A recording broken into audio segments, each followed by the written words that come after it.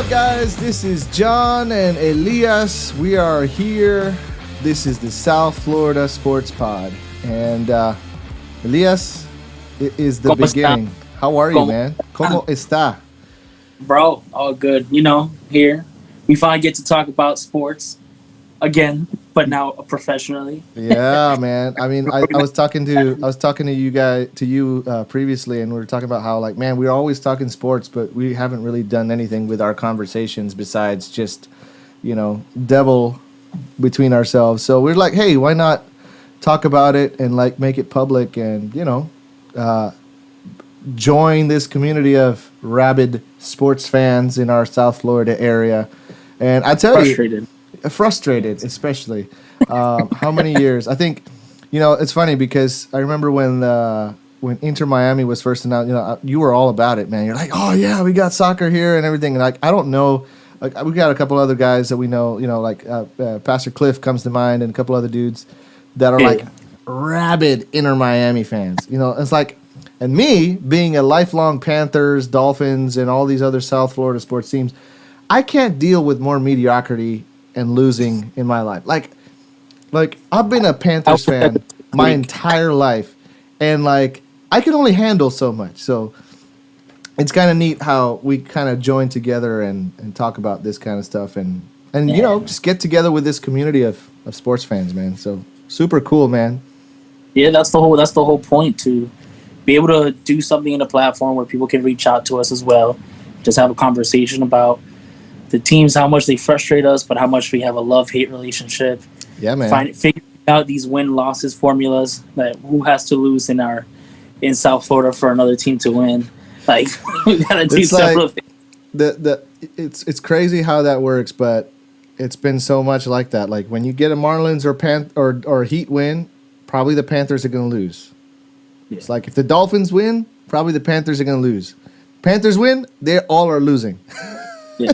But this is the thing, you can't put Marlins in that so much because since we're always losing. Yeah, if they win, I mean, that's everybody is. Maybe it's just the type of win that they get. You never know. Anyway, so that's the whole idea about this pod. We decided that we wanted to, talk about our sports teams that we follow and kind of create this community publicly. And so today, we'll delve into more about us and our background and everything. But we wanted to go ahead and get a kickstart of the two things that are really currently happening right now, which is the Florida Panthers being in the second round for the first time in 26 years. And then we also got the Miami Heat, who are in the Eastern Conference Finals, playing the Celtics. And man, I was like, within the first period of the Panthers game, I was like, okay, this is not going to be as bad. I think we might beat these guys. Yeah. There was passion behind our playing. I was like, okay, especially when I saw Duclair score, I was like, oh, if Duclair scores, man, this is for sure going to be a really good series. But as it turned out, penalties. I don't know. It's just one of those things where it's kind of like, I feel like it's like a repetitive cycle that we see even with other teams that we follow, where it's like when it matters most, it's just not there. But it just goes back to like how it haunted us last time we played the Lightning. We lost 5-4 in the first game. Yep. Last year. And most of their goals came by 3 power play goals. Yeah. 75% legit. They had 4 power plays. 3 of them they converted, 75% conversion rate with power plays. And we're 0 for 21 in the playoffs. No, we were the first number 1 team in the whole regular season in power play goals. You got to figure something out. Yeah, I just, I don't know. Like, I think, here's the thing, too. Like, as a fan, a lot of times you get to become the Monday morning quarterback where you think you have the solution for everything, too. So, like, it's hard because you have to, like, balance your emotional side of being a sports fan and saying, oh, why don't they do this or why don't they do that? Versus whatever may be happening in the locker room that we don't know of. But overall, I think, what Coach Burnett did with, sitting Duclair. I don't remember, was it the last 2 games of the series against the Capitals? The healthy scratch. Yeah, he was a healthy scratch. It probably was the game 6. I'm assuming then. Yeah, game 6. But Mammon came in. He came and played hard, and Lomberg actually slated in the fourth line there, and we can't listen. I'll be honest with you, man. When I saw that game went to overtime, and bro, you remember Ovechkin was about one skate away from winning the game with 1 second. Honestly, the series would have been over there. We would have been going to game 7, but I'm telling you, there would have been no momentum going into game 7. Or when they were up 2-1 and they hit there was no goalkeeper, so they can go up 3-1 and hit the post and miss. Bro, we were 1 inch away from going down 3-1. 1 inch. It's crazy. And that's the thing, too. If there's one thing that I came on our side. Dang, man. If there's one thing that I notice is that, I feel like right now, they're starting to get over that hump. I think it's more like a mental hump where, okay, things are starting to work out. But again, last night's game with the Panthers was just a microcosm of things that have gone wrong the last 5-6 years where, when it matters most, you see this kind of going just easy going, not really having that sense of urgency when it matters most. But then again, we don't know, because if there's one thing that I noticed, I don't know about you, but it seemed like the beginning of the series against the Capitals, we were just feeling the Capitals out the entire time. Yeah, I think it had to do a lot with resting our players and having a little weight for the playoffs. They didn't. Yeah. And also, I still don't understand why they didn't present the President's Trophy in the game 1 of the Capitals. Bro, me neither. Going back to the point that I've been seeing a lot of things on Twitter where people are like, "Oh, it's time to put Knight in, take Bob out." Yeah. For statistically speaking, we're talking about that.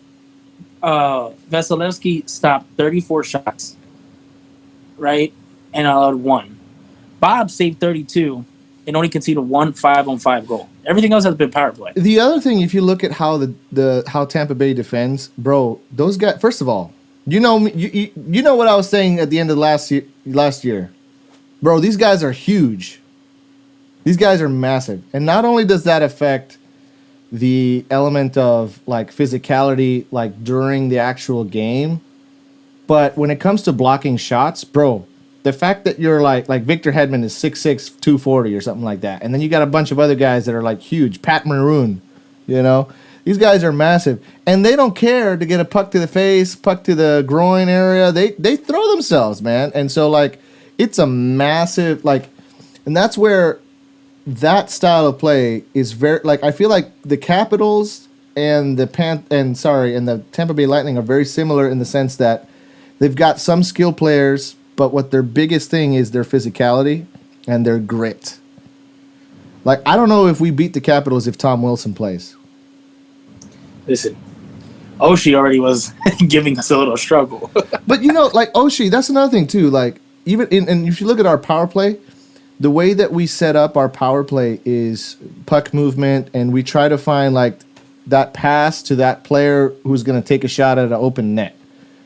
But all the goals that have been scored against us on power play, except maybe 1 or 2, you had that one that Ovechkin hit that I was this is just ridiculous. But the majority of them are tip-ins and deflections and stuff. And I don't see who of our guys is doing that. I don't think we're really doing that kind of a, whether it's the center or left wing or whatever, or whoever it may be. I don't see anybody really getting in front of the goaltender and trying to get his vision off. But the biggest thing is Hubie needs to start shooting the puck a lot more. That's the biggest thing. Dude, I watched a couple of other podcasts or reviews, recaps of the game, and that's what everybody says. It's bro, I think there are so many times where I'm like, dude, shoot the puck. Bro, you know what Hubie is? Hubie's Uyghur shooting the puck from back. Come on. Bro. I'd rather get a shot from Hubie than Uyghur. Bro, Hubie reminds me of when Tannehill was trying to throw, but he wouldn't because he was waiting for his receiver to get open or more open, and he'd get sacked. You know what I'm saying? And so, right now.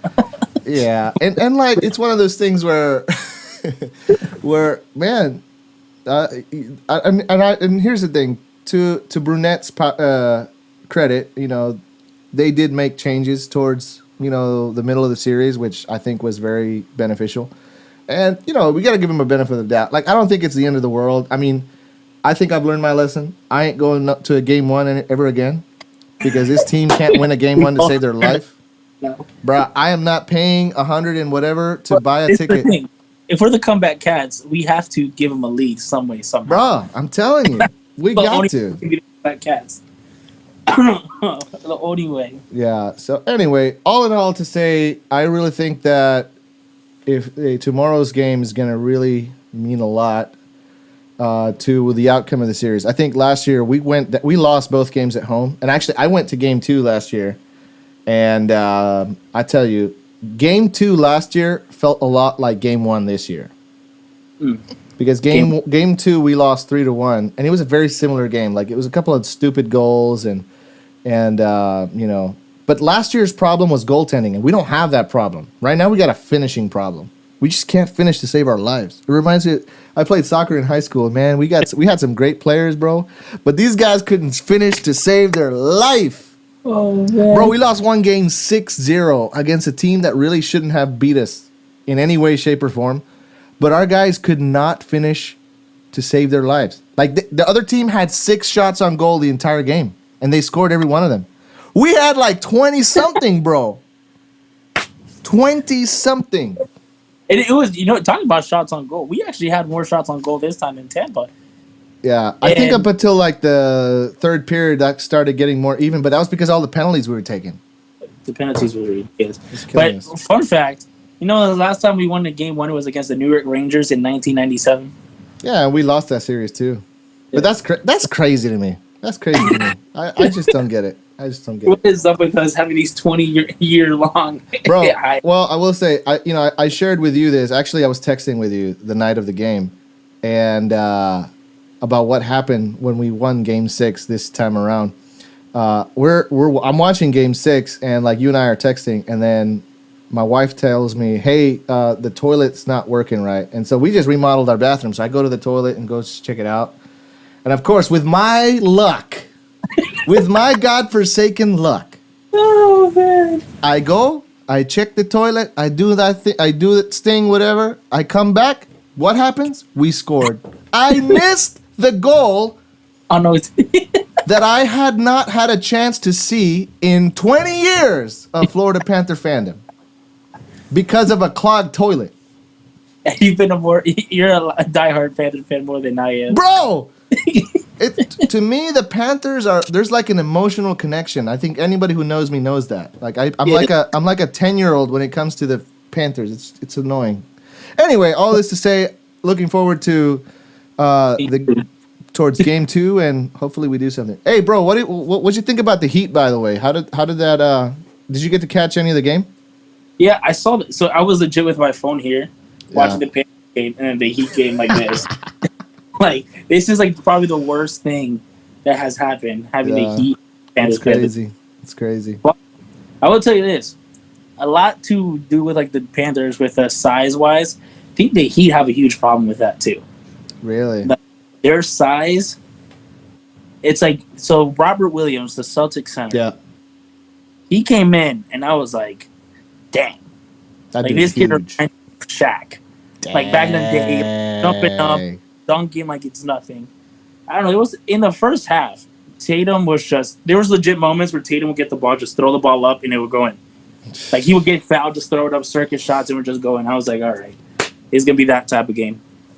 But when you're playing Xbox, and then like you're losing really bad, and then you.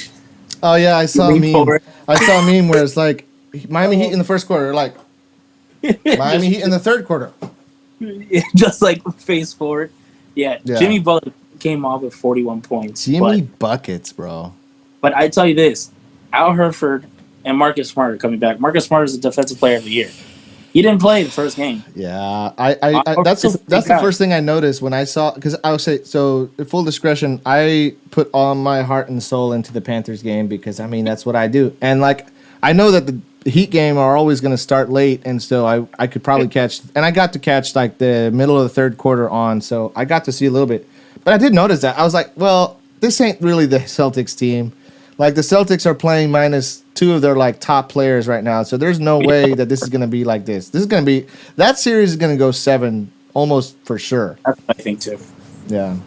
It's either Heat in 6 or Heat in 7. One of those two. The other thing is too, it was crazy to me how like in the previous series, we were just not having a good time shooting from 3. Like it's still going on. It's still the same thing. Like I'm not sure. It's still bad. He didn't start. It kind of goes back to the Panthers on the power play. It's like the Panthers on the power play right now is pretty much Miami Heat with the 3 ball. Like it's just not dropping. Yeah. So I don't know. Like, third quarter, we won 39 of 14. Okay. Like that was the whole switch. Like Tyler Hero, like 6th man of the year, dropped 18 points off the bench. Yeah. Butler. Did you see when Butler screamed at going into the locker room after winning Philly? Bro, Tobias Harris over me? This is like, bro, that to me, you know, that like reminded me so much of like a Tom Brady type of a thing. You know, it's like I feel like every time Tom Brady gets on the field, he thinks about the fact that he was like a 6th or 7th round draft pick. It was like these dudes drafted X over me. Well, it was the same thing when the what's his name? I already forgot his name. Ross, the owners for the Dolphins, he wanted Tom Brady to come down. Yeah. Oh, that's a whole other thing. Oh no, we're staying with Fitzpatrick, and then and Brady was like, "You're sticking with that guy." So that's a great transition because I did want to talk a little Dolphins. So, okay, I don't know if you saw. I think CBS Sports put out a tweet talking about how the defense can't even believe how transformed the offense looks. Dude, I have this conspiracy theory that Flores was doing everything in his power to sabotage Tua because I don't think he really wanted Tua from the beginning. I honestly thought he did. He was actually somebody that advocated for Herbert.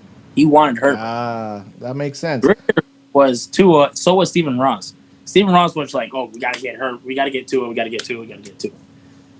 So yeah, I just the way I see it, it's like the Dolphins are so much like the Panthers. It's crazy too because like I'm still pissed at the fact that we chose Dante Culpepper over Drew Brees, like, and so I feel like it's the ghosts of bad decisions past that consistently like keep our team. And I don't think like okay, you would think that professionals don't go through these kinds of thoughts, but let me tell you, you do. Hey, I'm a worship leader at a church, and when I mess up a song, anytime I go back to that song, I'm gonna think about the mess up. Oh man, bruh, I'm like notorious for you don't play electric guitar. Bro, this is exactly why I don't play electric guitar anymore. It was and I'm telling you, I will never in my life try to do what I did in that because of how bad it messed up. And I'm telling you, like. I don't remember if Stephen Ross was even with the team as the owner back when they chose Culpepper over Breeze, but he might have been, or at least in that process of coming in. But I'm telling you, that's got to be like one of the craziest decisions. Like you think about everything that would have gone different if we would have chose Breeze over Culpepper. Everything that would, like maybe we win a Super Bowl or 2. We would have had a second Marino, I'll tell you that. Bro, like think about it. I mean, so that's we've had how many quarterbacks since Marino? Bro, if we have now, mind you, we did have Chad Pennington in 2008, and so Chad Pennington was like a poor man's Drew Brees, I would say. But then again, like you think about I think about what would have been if we had Drew Brees during that year we had Chad Pennington, or even before that. Like I mean, because we had Ronnie Brown, Ricky Williams. Yeah, Ricky Williams was past his prime, but I mean, we had a stout running game and a pretty good defense too. I mean. We still had Zach Thomas and Jason Taylor. Maybe not 96 Zach Thomas and Jason Taylor, but we for sure had like a decent team. Listen, that's the thing that shows now that they're looking at the Miami team and you're like, okay, what are we missing in order to move that next step? But there's a lot of thing in the head because you have a new guy like Mike McDaniels coming in. I love Mike. He seems really cool. Well, everybody's talking Mike McDaniel needs to lay off what he's drinking. He sounds like he's drunk all the time. Well, actually, it's a funny story. I don't know if you know, he actually has a background of overcoming substance abuse, specifically with alcohol. Really? And so he actually does not drink, as far as I know. So, it's actually really cool. I saw that and I was like, man, this is really cool. How a guy who was able to overcome this and now and he's really open about it. I think part of his candor with the players has to do with the fact that when you're in substance abuse treatment, like, you can't afford to be fake. You have to be legitimate, not just to yourself, but to others, because it's the only safety mechanism you have to avoid falling back into, that kind of a thing. Well, I was listening to his press conference the other day, and like, he's really about this team. Yeah. Like he's really about this team and about doing what we did. It's ridiculous who we brought. We brought Tyreek Hill, Teron Armstead, Williams Connor, Chase Edmonds, Raheem Mostert. Like, really did a track and field team in a football team. Like, just imagine trying to guard Waddle and Tyreek Hill at the same time. Bro, I was in a meeting. I was in my worship leader meeting, and I was sitting next to my a buddy of mine who's also a big Dolphins fan, and we got the tweet that the Dolphins traded for Tyreek Hill. Bro, I had the phone. I had the phone in my hand. I didn't were like, and I showed him the tweets. Like, look at this, bro. Look at this. I was so excited. Anyway, we gotta wrap it up because I gotta actually head home and take care of my son.